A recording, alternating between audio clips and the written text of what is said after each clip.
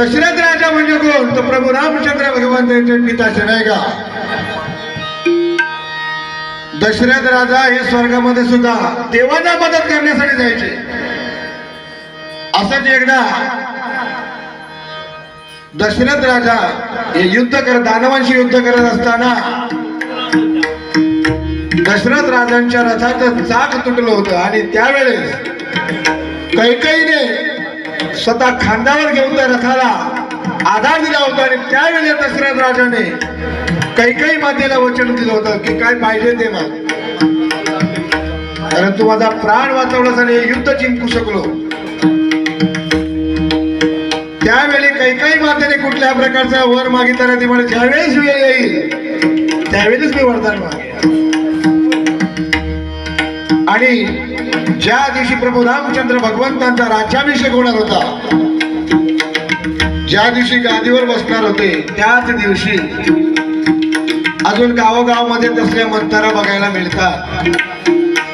एखाद्या घरात चांगलं होणार असलं की त्यांना मात्र काही करमत नाही. मंतरा कोण? तर इकडची चुगली तिकडे करणाऱ्या महिला. एखाद्या घरामध्ये विघ्न लावून देणार त्या मंतरा. सत्ययुगात प्रभू रामचंद्र भगवंत राज्याभिषेक होणार होता, गादीवर बसणार होते, त्या मंथरेने कैकेयी मातेचे कान फुटले आणि नको त्यावेळी नको तो वर मागितला. असं बघायला गेलं तर त्या दृष्टिकोनातून नको तो होता वर, पण खरा बघायला गेला तो वर फार महत्वाचा होता, कारण दानवांचा नाश सुद्धा करायचा होता. संपूर्ण रामायण घडणार होता. कैकेयी मातेने वर मागितला होता की प्रभू रामचंद्र भगवंतांना 14 वर्षाचा वनवास आणि माझ्या भरताला गादी मिळावी असे 2 वर मागितले होते. आणि ते 2 वर मागितल्यानंतर शोकाकुल दशरथ राजा आणि प्रभू रामचंद्र भगवंत ज्यावेळेस वनवासाला निघाले, ती कथाच जणू की या भैरवीमध्ये आहे. म्हणून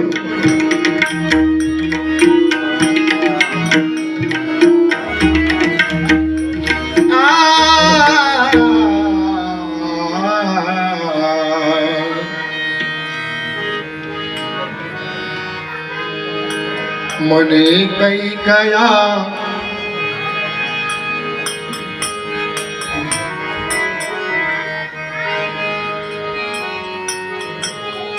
मने कैकया राज्य मिळावे माझ्या भरताला. 14 वर्षे पाठवावे राम वनवासाला.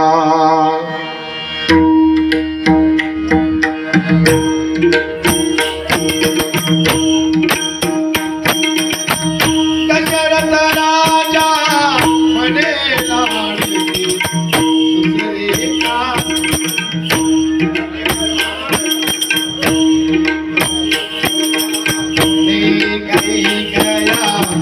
राज्य मिळावे माझ्या